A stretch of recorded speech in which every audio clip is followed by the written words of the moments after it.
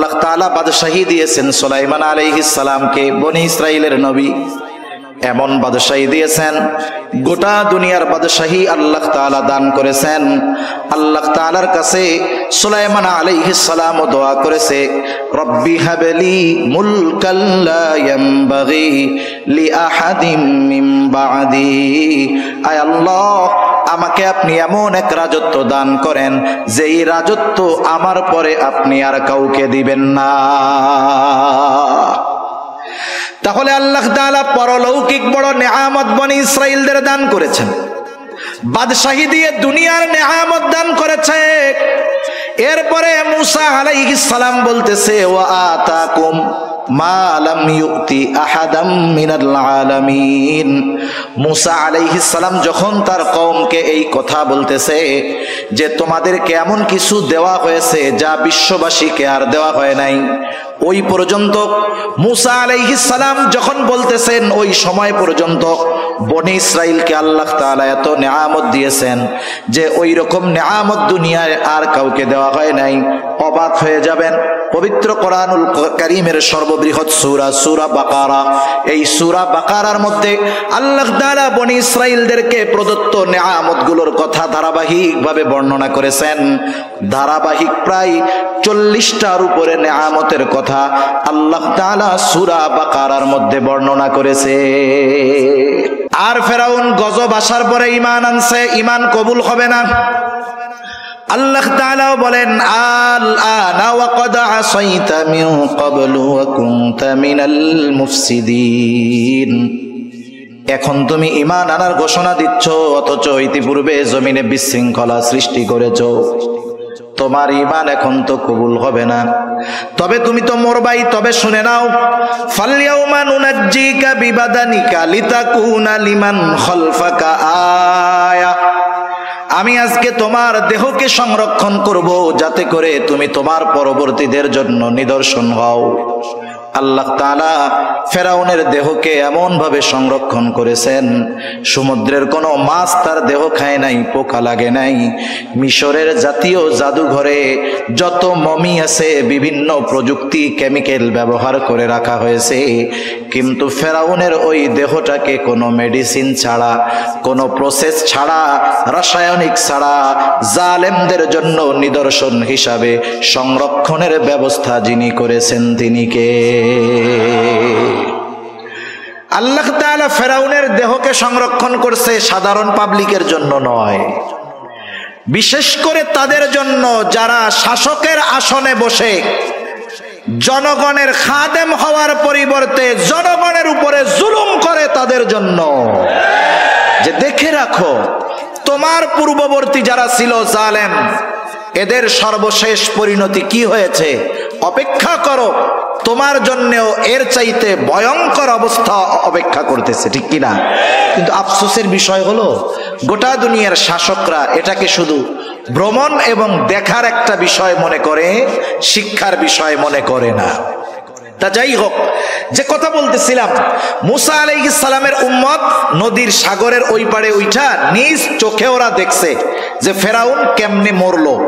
মূসা আলাইহিস সালামের যেই বয়ান বক্তব্য কিভাবে বাস্তবে পরিণত হলো, একটু আগে যেই শত্রুর হাতে মরার ভয়ে তারা চিন্তিত ছিল, সেই শত্রুকে আল্লাহ তাআলা কেমনে লোহিত সাগরে ডুবায়া মারলেন বলেন তো। এই দৃশ্য দেখার পরে বনি ইসরাইল জাতির আল্লাহ তাআলার উপরে সর্বোচ্চ কৃতজ্ঞ হওয়ার দরকার ছিল কি ছিল না? কিন্তু আফসোস, এদের মধ্যে কোনো পরিবর্তন নাই।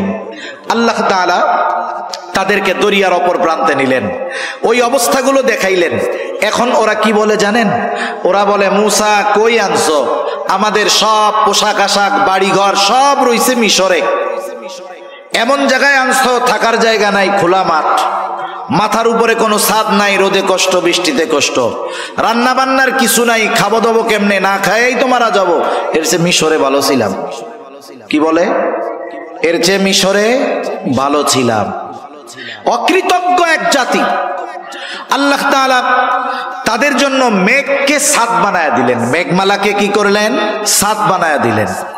আসমান হতে খাবারের ব্যবস্থা করলেন, মান্না সালওয়া, খা, রান্না রুন্না করা লাগবে না। এরা খাইতে থাকলো, আরামে থাকতে থাকলো। কিন্তু আল্লাহ তাআলা মিশর থেকে তাদেরকে দরিয়া পাড়ি দিয়ে এপারে আনার উদ্দেশ্য যে ফিলিস্তিনের ওই তাদের আদি পিতৃভূমি আল্লাহ তাআলা তাদের হাতে তুলে দিবেন, এটা আল্লাহ তাআলার ইচ্ছা। তবে ওই সময় ফিলিস্তিনে জেরুজালেমে শাসন করত এক গোত্র, তাদের নাম হলো আমালিকা। এরা সম্ভবত আদ গোত্রের পূর্বসূরি ছিল আর কি। দেহের গঠন ছিল বিশাল আকৃতির। এরা খুব বীর বাহাদুর এক জাতি ছিল। হযরত মূসা আলাইহিস সালাতু ওয়াস সালাম বনি ইসরাইলের 12 গোত্র থেকে 12 জন প্রতিনিধিকে পাঠাইলেন তাদের অবস্থা পর্যবেক্ষণের জন্য। এইবার ওই 12 জন যখন বনি ইসরাইলের ওই এলাকায়, আমালিকা গোত্রের ওই এলাকায় ঢুকছে, আমালিকা গোত্রের একজন লোক ওই 12 জনকে আটকায়া বাদশার কাছে নিয়ে গেছে। একজন 12 জনকে বাইন্দা বাদশার কাছে নিয়ে গেছে। এখন বলছে তোমাদের আসার উদ্দেশ্য কি? বলছে যে এই ঘটনা। বাদশাহ অন্যান্য সবার লোকজন যারা তাদের সাথে আলোচনা করে বলছে এদেরকে ছাইড়া দেন। ছেড়ে দিলে ওরা ওদের গোত্রের কাছে গিয়ে যখন আমাদের এই শক্তির কথা বলবে, ওরা স্বপ্নেও জেরুজালেমে আসার কথা চিন্তা করবে না। এ চিন্তা করে বাদশাহ 12 জনকে ছেড়ে দিছে। মূসা আলাইহিস সালামের কাছে এরা গিয়ে বলতেছে, কাহিনী তো এই, এলাকা তো খুব সুন্দর, সুজলা সুফলা, শস্য শ্যামলা, কিন্তু অবস্থা হলো তারা এমন এক জাতি যাদের সাথে যুদ্ধে জয়ী হওয়া আমাদের জন্য সম্ভব না। মূসা আলাইহিস সালাম এই 12 জন প্রতিনিধিকে বললেন যে তোমরা তোমাদের গোত্রের লোকদের কাছে গিয়ে বলবা যে খুব সুন্দর দেশ, তবে তারা যে এক বীর বাহাদুর জাতি এটা তোমরা কারো কাছে বলবা না। কিন্তু আফসোস, 2 জন ছাড়া বাকি 10 জন তাদের গোত্রের লোকদের কাছে গিয়ে বলল, শোনো, দেশ কিন্তু সুন্দর, কিন্তু ওই দেশের লোকজন এইরকম, আমরা 12 জন গেছি, একজনেই 12 জনরে প্যাকেট করে ফেলছে।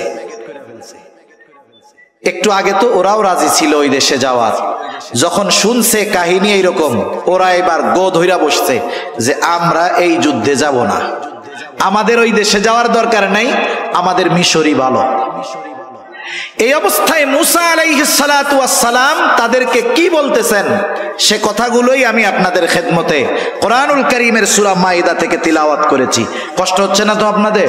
আমি আর বেশি সময় নিব না, কারণ অনেক সময় আছে। ভূমিকায় বা শুরুতে কিছু কথা বইলা নিলে মূল কথা অল্পতে বোঝানো যায়, এজন্য আগের কথাগুলো বেশি বললাম, পরের গুলা জানি অল্পতে বুঝেন, এই জন্য আর কি। তা মূসা আলাইহিস সালাম তাদের কাছে আসলেন। আয়েশা আল্লাহ তাআলা যে তাদেরকে কত নেয়ামত দিয়েছেন এই নেয়ামতের কথাগুলো আগে স্মরণ করাইলেন, তথা জিহাদের নির্দেশ দেওয়ার আগে ভূমিকাতে আল্লাহ তাআলার নেয়ামতের কথাগুলো তাদের স্মরণ করায় দিলেন। যেমন সূরা ফাতিহা যখন আমরা তিলাওয়াত করি, সূরা ফাতিহার একটা নাম হলো সূরাতুদ দুআ। কি বলেন তো? সূরাতুদ দুআ। ঘুম আসতেছে আপনাদের? এটা তাকবীর দেন তো, নারায়ে তাকবীর, নারায়ে তাকবীর। মাশাআল্লাহ, মোটামুটি সজাগ আছেন। সূরাতুদ দুআ কেন? কারণ এই সূরার মধ্যে আমরা আল্লাহ তাআলার কাছে এমন এক দোয়া করি যেই দোয়াটা শিখিয়েছেন কে, এবং পৃথিবীর সর্বশ্রেষ্ঠ দোয়া আমরা আল্লাহ তাআলার কাছে করি। নামাজের মধ্যে ঢুইকা যখন প্রথমেই ইমাম সাহেব সূরা ফাতিহা তিলাওয়াত শুরু করেন, অথবা আমরা একা যখন পড়ি নিজেরা তিলাওয়াত করা শুরু করি, বলেন তো শুরুতেই কি দোয়াটা করি? না না, প্রথমে ভূমিকায় কিছু কথা বলি। কি বলি? আলহামদুলিল্লাহি রাব্বিল আলামিন, আর রহমানির রহিম, মালিকি ইয়াউমিদ্দিন, ইয়াকা না'বুদু ওয়া ইয়াকা নাস্তাঈন। এই পর্যন্ত হইল ভূমিকা। আল্লাহর প্রশংসা করি, আল্লাহ তাআলার কিছু গুণকীর্তন বর্ণনা করি, তার ক্ষমতার কথা বর্ণনা করি। এরপরে বলি যেহেতু আপনি এমন দয়াময়, আপনি এমন ক্ষমতাধর, তাইলে এক কাজ করেন, আমাদের একটা জিনিস দেন। কি চাবো সেটাও আল্লাহ শিখায়া দেন। আল্লাহ বলেন, বান্দা চাবা কি শোনো, বলো ইহদিনাস সিরাতাল মুস্তাকিম। আল্লাহ তাআলার কাছে আমরা সিরাতে মুস্তাকিমের উপরে অটল থাকার প্রার্থনা করি। এটা দুনিয়ার সবচেয়ে বড় নেয়ামত এবং দুনিয়ার সবচেয়ে দামি দোয়া। তার মানে কিছু চাওয়ার আগে, কিছু বলার আগে ভূমিকাতে একটু গুরুত্বপূর্ণ কথা বললে ওই চাওয়ার মধ্যে একটা আবেগ থাকে, দরদ থাকে, ঠিক কিনা বলেন? মুসা আলাইহিস সালাম তাদেরকে জিহাদের নির্দেশ দেওয়ার আগে মুসা আলাইহিস সালাম ভূমিকাতে কিছু নেয়ামতের কথা তুলে ধরেছেন। 3টা নেয়ামতের কথা। কয়টা নেয়ামত? 3টা নেয়ামত। একটা তো দেখছে যে কেমন ভাবে সমুদ্র থেকে, ফেরাউনের কবল থেকে আল্লাহ তাআলা তাদেরকে বাঁচাইলো, এটা তো দেখছে, বড় এক অনুগ্রহ। এবার মুসা আলাইহিস সালাম তার সম্প্রদায়ের কাছে বলতেছে, وَإِذْ قَالَ مُوسَى لِقَوْمِهِ يَا قَوْمِ اذْكُرُوا نِعْمَةَ اللَّهِ عَلَيْكُمْ إِذْ جَعَلَ فِيكُمْ أَنْبِيَاءَ وَجَعَلَكُمْ مُلُوكًا। মুসা আলাইহিস সালাম তার কওমকে বলতেছে, হে আমার সম্প্রদায়, আল্লাহ তাআলার ওই নিয়ামতগুলো স্মরণ করো যেগুলো আল্লাহ তাআলা তোমাদেরকে দিয়েছেন। কি নিয়ামত? 1 নম্বর নিয়ামত, ইয জাআলা ফীকুম আম্বিয়া, তোমাদের মধ্য থেকে আল্লাহ তাআলা অনেক পয়গম্বর প্রেরণ করেছে। হযরত ইসমাঈল আলাইহিস সালাতু ওয়াস সালাম যখন মক্কায় বসতি স্থাপন করলেন, বনি ইসমাঈল থেকে আর কোন নবী নাই, একবারে শেষ নবী মুহাম্মদুর রাসূলুল্লাহ। কিন্তু বনি ইসরাইল থেকে ঈসা আলাইহিস সালাম পর্যন্ত যত নবী আসছে, ইয়াকুব আলাইহিস সালাম থেকে নিয়ে ঈসা আলাইহিস সালাম পর্যন্ত যত নবী আসছে, সব বনি ইসরাইলের নবী। নবীজি এক হাদিসের মধ্যে বলেন, বনি ইসরাইল কখনো নবী শূন্য থাকে নাই। যেখানেই তাদের বসবাস ছিল, স্থান ছিল, আল্লাহ তাআলা এক নবীর মৃত্যু হলে আরেক নবী পাঠায়া ওই শূন্য স্থান পূরণ করেছে। আমাদের সমাজের মধ্যে, গোত্রের মধ্যে, বংশের মধ্যে কারো বংশে যদি 10টা বিসিএস ক্যাডার থাকে, বলেন তো ওই গ্রামের মধ্যে ওই বংশের পাওয়ার কম না বেশি? নিজে যা হয় হোক, মানুষের কাছে বলে বেড়ায় আমি ওই বংশের লোক, আমার বংশে 10টা বিসিএস ক্যাডার আছে। 10টা বিসিএস ক্যাডার যদি থাকে, এটা নিয়ে যদি গর্ব করতে পারে, এটাকে যদি নিয়ামত মনে করতে পারে, যেই গোত্র, যেই বংশের মধ্যে ধারাবাহিকভাবে নবী এসেছে, বলেন তো এটা আল্লাহ তাআলার পক্ষ থেকে অন্যতম এক দামি এক নিয়ামত নয় কি? এজন্য মুসা আলাইহিস সালাম বললেন, শোনো, তোমাদের মধ্য থেকে আল্লাহ তাআলা অনেক নবী প্রেরণ করেছেন। শুধু তাই না, ওয়াজআলাকুম মুলুকা, আল্লাহ তাআলা তোমাদেরকে বাদশাহী দান করেছেন, রাজত্ব দান করেছেন। কথা হইল সবাই তো আর রাজা হইতে পারে না, কিন্তু বায়ানুল কোরআনের মধ্যে আসছে, আশরাফ আলী থানবী রহমাতুল্লাহি আলাইহি লিখেছেন, এক বুজুর্গের হাওলা দিয়ে যখন কোন গোত্র বা বংশ থেকে কোন বাদশাহ হয়, তখন ওই বাদশাহীর সাথে গোটা বংশটাকেই সম্পৃক্ত করা হয়। যেমন ওসমানীরা শাসন করছে, বলে ওসমানী শাসন আমল, আব্বাসী শাসন আমল, উমাইয়া শাসন আমল। যদিও উমাইয়াদের মধ্যে বাদশাহ হইছে একজন, তারপরে আর একজন, কিন্তু এই বাদশাহীটাকে সম্পৃক্ত করা হয়েছে গোটা গোত্রের সাথে। মুসা আলাইহিস সালাম বললেন, আল্লাহ তাআলা তোমাদেরকে বাদশাহী দান করছে। বড় বড় বাদশাহ বনি ইসরাইলদের মধ্য থেকে হয়েছে। শুধু তাই না, মুসা আলাইহিস সালামের পরে আল্লাহ তাআলা বাদশাহী দিয়েছেন সুলাইমান আলাইহিস সালামকে, বনি ইসরাইলের নবী। এমন বাদশাহী দিয়েছেন, গোটা দুনিয়ার বাদশাহী আল্লাহ তাআলা দান করেছেন। আল্লাহ তাআলার কাছে সুলাইমান আলাইহিস সালাম দোয়া করেছে, রব্বি হাবলি মুলকাল লা ইয়ামবাগি লিআহাদিম মিন বাদি, আয় আল্লাহ আমাকে আপনি এমন এক রাজত্ব দান করেন যেই রাজত্ব আমার পরে আপনি আর কাউকে দিবেন না।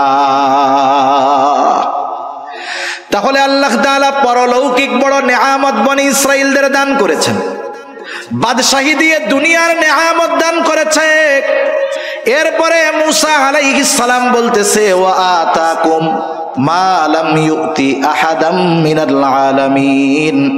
মুসা আলাইহিস সালাম যখন তার কওমকে এই কথা বলতেছে যে তোমাদেরকে এমন কিছু দেওয়া হয়েছে যা বিশ্ববাসীকে আর দেওয়া হয় নাই, ওই পর্যন্ত মুসা আলাইহিস সালাম যখন বলতেছেন ওই সময় পর্যন্ত বনি ইসরাইলকে আল্লাহ তাআলা এত নিয়ামত দিয়েছেন যে ওই রকম নিয়ামত দুনিয়ায় আর কাউকে দেওয়া হয় নাই। অবাক হয়ে যাবেন, পবিত্র কোরআনুল কারীমের সর্ববৃহৎ সূরা সূরা বাকারা, এই সূরা বাকারার মধ্যে আল্লাহ তাআলা বনি ইসরাইলদেরকে প্রদত্ত নিয়ামতগুলোর কথা ধারাবাহিকভাবে বর্ণনা করেছেন। ধারাবাহিক প্রায় 40টার উপরে নিয়ামতের কথা আল্লাহ তাআলা সূরা বাকারার মধ্যে বর্ণনা করেছে। মুসা আলাইহিস সালাম যখন এই নিয়ামতগুলোর কথা তাদের বললেন, আদেশ করার আগে ভূমিকা স্বরূপ যে দেখো আল্লাহ কেমনে বাঁচাইলো তোমাদের বংশ থেকে এত নবী, এইরকম বাদশাহ, এত নিয়ামত আল্লাহ তোমাদেরকে দিয়েছেন, ওই আল্লাহ তোমাদের উপরে জিহাদ ফরজ করছে। উদ্দেশ্য হলো জিহাদ করবা আর ওই জেরুজালেমের পবিত্র ভূমির অধীন তোমাদের অধিকারে আল্লাহ তাআলা দিয়ে দিবে। শুধু যুদ্ধ করবা, শোনো, যুদ্ধে যে জয়ী হবা এটাও জানায় দিছেন কে? চূড়ান্ত হয়ে গেছে। শুধু তোমরা ওই শহরের প্রবেশ দ্বার দিয়ে ঢুকবা, ওরা যত শক্তিশালী হোক ওদের বিরুদ্ধে তোমাদের বিজয় লিখে রাখছেন কে? মুসা আলাইহিস সালাম এবার আদেশ করলেন, ইয়া কওমি দুখুলুল আরদাল মুকদ্দাসাতাল্লাতী কাতাবাল্লাহু লাকুম, হে আমার সম্প্রদায়, এই পবিত্র ভূমিতে তোমরা প্রবেশ করো যেটা আল্লাহ তোমাদের জন্য লিখে রেখেছেন। কিন্তু সাবধান, ওয়ালা তারতাদ্দু আলা আদবারিকুম ফাতানকালিবু খাসিরিন, তবে সাবধান, তোমরা পেছনে ফিরে আসবা না, তাহলে ক্ষতিগ্রস্ত হয়ে যাবা, ঠিকানা হবে জাহান্নাম। ওই যে 10 জন আইসা বইলা দিছে, যদিও দেশ সুন্দর কিন্তু শক্তি এরকম। এইবার বনি ইসরাইলের আগ্রহ বাইদা বসছে, বলতেছে ক্বালু ইয়া মূসা ইন্না ফিহা কওমান জাব্বারিন ওয়া ইন্না লান নাদখুলাহা হাত্তা ইয়াখরুজু মিনহা ফাইন ইয়াখরুজু মিনহা ফাইন্না দাখিলুন। ও মূসা, ওই জাতি খুব শক্তিশালী জাতি, আমরা জানতে পেরেছি। ওরা যতক্ষণ ওইখান থেকে বের না হবে ততক্ষণ আমরা ওই শহরে যাব না, আমরা ওইখানে যাব না যতক্ষণ না তারা বের হয়। মূসা আলাইহিস সালাম তাদেরকে বুঝায় ক্লান্ত হয়ে গেছেন। এইবার 2 জন আল্লাহর বান্দা, ওই 12 জনের মধ্যে 2 জন, একজনের নাম হলো ইউশা ইবনে নুন, আর একজনের নাম হলো কালিব। এই 2 জন আল্লাহর বান্দা এবার তারা বনি ইসরাইলদেরকে বোঝানো শুরু করছে। নবী বুঝাইয়া ক্লান্ত হয়ে গেছে, এইবার অন্য 2 নেক বান্দা বুঝাইতেছে। قال رجلان من الذين يخافون أنعم الله عليهم ادخلوا عليهم الباب فإذا دخلتموه فإنكم غالبون। 2 আল্লাহর বান্দা যাদের উপরে আল্লাহ তাআলার অনুগ্রহ ছিল, এই 2 আল্লাহর বান্দা তাদেরকে বলতেছে, তোমরা ওই শহরের প্রবেশদ্বার দিয়ে প্রবেশ করো, তোমরা শুধু দরজা দিয়ে প্রবেশ করবা আর তোমরা জয়ী হয়ে যাবা, তোমাদের কোনো চিন্তা নাই, ভয় নাই, শুধু ওঠো আর দরজা দিয়ে ঢোকো। আল্লাহর উপরে ভরসা রাখো। তোমরা যদি মুমিন হও, আল্লাহ তাআলার উপরে ভরসা রাখা তোমরা রওনা হও। তোমরা শুধু জিহাদের জন্য শহরের দরজা দিয়ে ঢুকবা আর তোমাদেরকে আল্লাহ তাআলা বিজয় দান করবে। এরপরেও তাদের মন নরম হয় নাই। এইবার বনি ইসরাইলেরা আরো কঠোর ভাষায় বিরোধিতা করলো।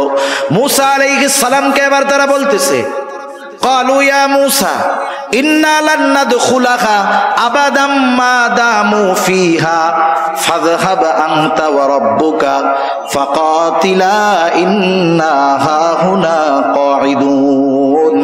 বলতেছে মূসা, ইন্না লান নাদখুলাহা আবাদাম মা দামু ফিহা, ওই জাতি যতক্ষণ ওইখানে আছে আমরা কখনোই ওখানে প্রবেশ করব না, তাদের সাথে যুদ্ধ করব না, ওখানেও আমরা প্রবেশ করব না। মূসা, যুদ্ধ যদি করতে হয় ফাযহাব আনতা ওয়া রাব্বুক, তুমি আর তোমার রব গিয়ে তাদের সাথে যুদ্ধ করো। ইন্না হাহুনা কাঈদুন, আমরা এইখানে বসলাম, আমরা যুদ্ধ করতে পারবো না। কত বড় অবাধ্য জাতি! মান্না সালোয়া খাইয়া গায়ে শক্তি হইছে, যেই আল্লাহ খাওয়াইতেছে ওই আল্লাহ তাআলা আদেশ করছে শুধু ঢুকো, তোমরা জয় হয়ে যাবা। কিন্তু এই অকৃতজ্ঞ সীমা লঙ্ঘনকারী অবাধ্য জাতি আল্লাহর আইন তো অমান্য করলো, সাথে সাথে আল্লাহ তাআলার বিধানকে অমান্য করে বলতেছে তুমি আর তোমার রব গিয়ে যুদ্ধ করো, আমরা পারবো না, আমরা এখানে বসে দেখলাম। নাউজুবিল্লাহ বলে। মুফাসসিরিনে কেরাম এই আয়াতের তাফসীর আনেন যা মুসা আলাইহিস সালামের উম্মত আর মুহাম্মাদুর রাসূলুল্লাহ সাল্লাল্লাহু আলাইহি ওয়াসাল্লামের উম্মত এত বুঝাইয়া, এত নিয়ামত খাওয়াইয়া, এত তেল মাইরা, জয়ের ঘোষণা দিয়া এরপরেও তাদের যুদ্ধে নেওয়া যায় নাই। কিন্তু মুহাম্মদ সাল্লাল্লাহু আলাইহি ওয়াসাল্লামের উম্মত কি করছে? বদরের যুদ্ধ হবে। ঘটনা বলবো না, আমি শুধু একটু প্রেক্ষাপট বলতেছি। বদরের যুদ্ধ ইতিহাস যদি ঘাটা হয়, যুদ্ধ হওয়ার কথা ছিল না, কিন্তু আবু জেহেল দেখছে 1000 সশস্ত্র কাফের নিয়ে আসছি সৈন্য, এই চান্সে ইসলাম এবং মুসলমানদের চিরনির্মূল করে দিয়ে যায়। নবীজি ওই রকম বড় যুদ্ধের প্রস্তুতি নিয়ে মদিনা থেকে বের হন নাই, কিন্তু অবস্থা এমন, যুদ্ধ না করে উপায় নাই। এবার আনসার আর মুহাজির সাহাবীদের সাথে নবীজি পরামর্শ করবেন। মুহাজিররা তো অল্প কয়েকজন, বললেন এরা তো যুদ্ধ করবে, তোমরা কি বলো? মুহাজিরেরা বলে ইয়া রাসূলুল্লাহ, আমরা তো আপনার সাথে, আপনি যা বলবেন তাই। নবীজি চিন্তিত ছিলেন, আনসাররা বেশি, না জানি এরা বলে বসে যে আমরা যুদ্ধ টুদ্ধ করতে পারবো না। নবীজি যখন আনসারদের কাছে পরামর্শ চাইলেন, আনসারদের মধ্য থেকে সাদ বিন মুআজ রাদিয়াল্লাহু তাআলা আনহু বলতেছে ইয়া রাসূলুল্লাহ, আপনি আমাদের পরামর্শ চান, আপনি শুনে নেন।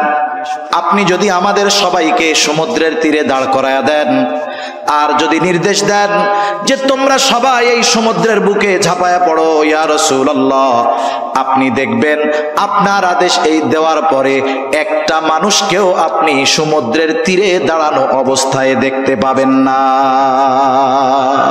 আপনি শুধু নির্দেশ দিবেন।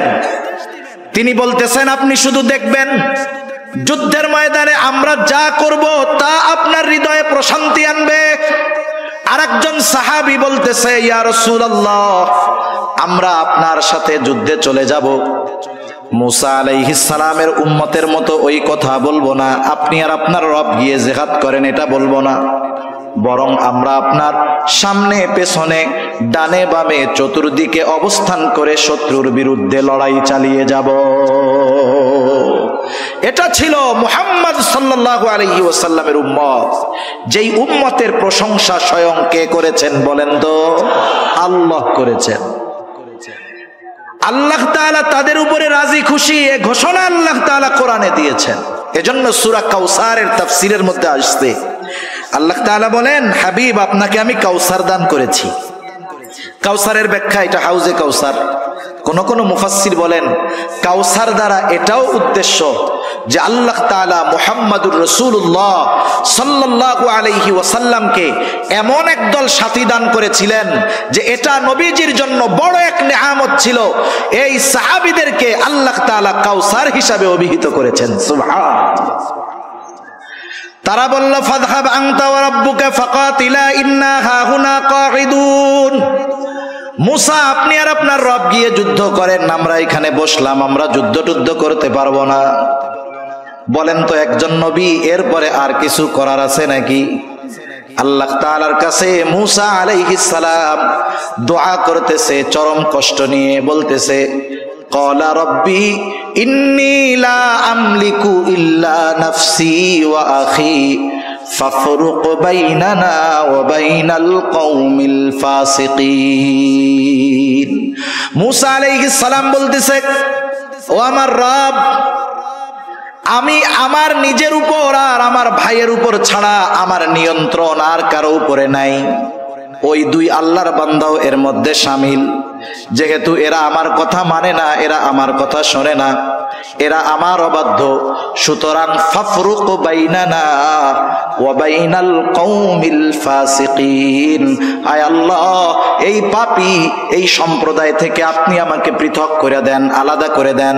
এর মানে এদের সাথে আমার সম্পর্কটাকে চূড়ান্তভাবে আপনি খতম করে দেন।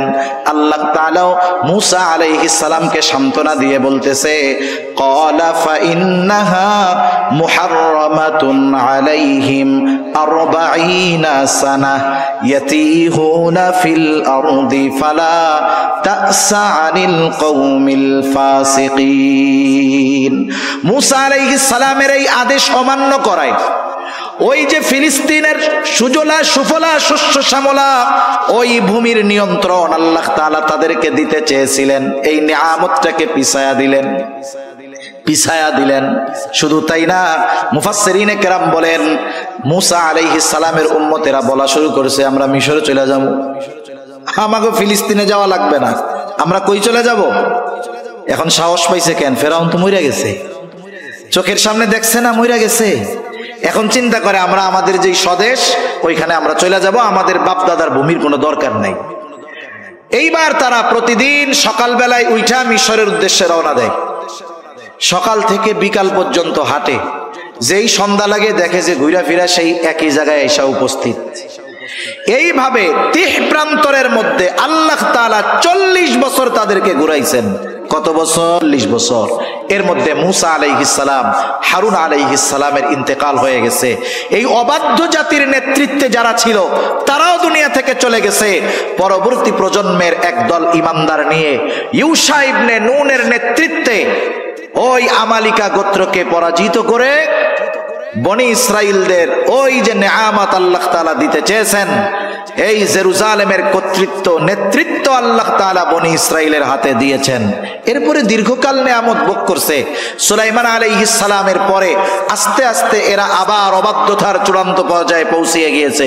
বিভিন্ন শাসকদের দ্বারা মায়ের খাইতে খাইতে গোটা দুনিয়ায় রিফুজির মতো ঘুরে বেড়ায়া হাজার হাজার বছর এরকম উদ্বাস্তুর মতো ঘুরে এই 20 শতাব্দীতে এসে পুনরায় ওই জেরুজালেমের মসজিদুল আকসার ওই পবিত্র ভূমির কর্তৃত্ব নিজেদের আয়ত্তে নেওয়ার জন্য আমেরিকার মতো কুচক্রী দেশগুলোর মতো সহযোগিতায়, ব্রিটিশদের মতো এই শয়তানদের সহযোগিতায় আরবের মধ্যে বসে গোটা মুসলিম উম্মার জন্য এক বিষ ফুড়ায় পরিণত হয়েছে।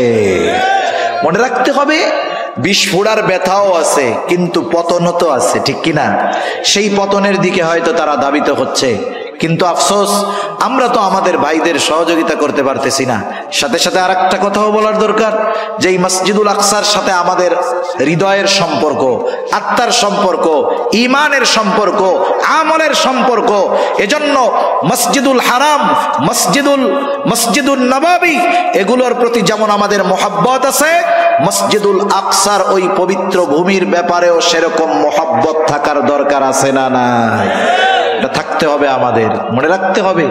মসজিদুল আকসা হলো এমন এক মসজিদ, জেরুজালেম এমন এক শহর যেখানে সবচাইতে নবীদের বেশি আগমন ঘটেছে, সবচাইতে বেশি নবীদের কবর আছে। ওই মসজিদ তো এমন এক মসজিদ, যেই মসজিদেই তো আল্লাহ তাআলা দুনিয়ার সব নবী রাসূলদেরকে একত্রিত করেছেন এবং তাদের উপস্থিতিতে আমার আপনার নবীকে ইমাম বানিয়ে 2 রাকাত নামাজ আল্লাহ তাআলা পড়িয়েছেন। সুবহানাল্লাহ। সেজন্য আমরা আমাদের ভাইদের জন্য সহযোগিতা করব। সহযোগিতা শুধু অস্ত্র দিয়ে হয় না। আল্লাহ রাসূল যখন বদরের যুদ্ধ চলতেছে, নবীজি সাল্লাল্লাহু আলাইহি ওয়াসাল্লাম, সৈন্যবাহিনী, মুসলমানরা রোজার মাস, প্রচন্ড গরম, অস্ত্রবিহীন, 100 তলোয়ারও নাই, এই মুসলমানদের কারো হাতে পাথর, খেজুরের ডাল, এরা যুদ্ধে নেমে গেছে। নবীজি আল্লাহ তাআলার কাছে রোনাজারি করতেছেন, এত পরিমাণ কান্না করেছেন। আবু বকর সিদ্দিক রাদিয়াল্লাহু তাআলা আনহু আয়েশা বলে, ইয়া রাসূলুল্লাহ, যথেষ্ট হয়েছে, আল্লাহ তাআলা আমাদেরকেই বিজয় দান করবে, আপনি থামেন। এজন্য অস্ত্রের সাথে ইমানদারের ইমানি যুদ্ধে, জিহাদে জয়ী হওয়ার জন্য অশ্রুর দরকার আছে না নাই? আছে। সেজন্য আমরা আমাদের অশ্রু দিয়ে আমাদের ভাইদের জন্য দোয়া করব। সাথে সাথে সর্বশেষ দোয়ার আগে একটা অনুরোধ, গতানুগতিক কোনো বিষয় নয়, একটু হাত উঁচা করেন তো, দোয়ার আগে কে কে চলে যাবেন? দোয়া না কইরা যাবেন কি? আলহামদুলিল্লাহ, খুব ভালো, কেউ যাবেন না দোয়া না কইরা। এখন একটু চিন্তা করেন, এই যে মাদ্রাসাগুলো, এটা হলো ঈমান হেফাজতের ক্যাম্প। একটা গল্প মনে পড়ছে, বলি একটু, কষ্ট হবে না তো? 1 মিনিট। আমি 3-4 বছর আগে একেবারে বান্দরবনের শেষে পাহাড়ের ভিতর দিয়ে অনেক দূর এক জায়গায় মাহফিলে গেছি। খাগড়াছড়ি থেকে আরো 2.5 ঘন্টা 3 ঘন্টা লাগছে।